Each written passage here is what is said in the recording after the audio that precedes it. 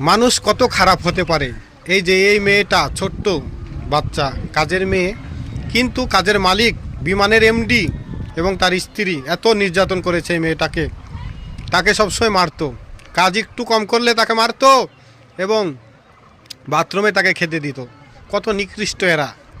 অনেক টাকা পয়সা হয়েছে, অনেক গর্ব অহংকার, বিমানের এমডি আর এমডির বসে, কিন্তু আল্লাহ পাক একদিন পাকড়াও করবে। মনে রেখো, দুনিয়া ক্ষণস্থায়ী আর পরকাল চিরস্থায়ী।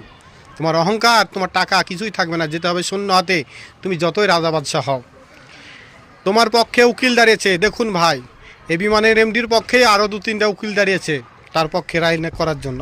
আফসোস এই উকিলদের জন্য। এই ছোট বাচ্চাটা কি দোষ করেছিল, কি করেছে, নির্যাতন করে।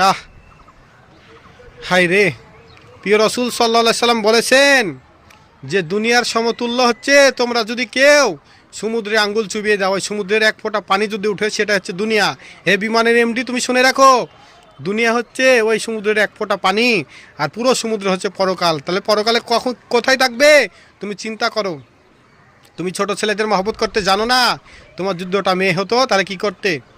তুমি তো মানুষের কাজ করনি। আল্লাহ পাক কিন্তু একদিন পাকড়াও করবে, মনে রেখো। তুমি যতই বিমানের এমডি হও আর যা মন তাই হও।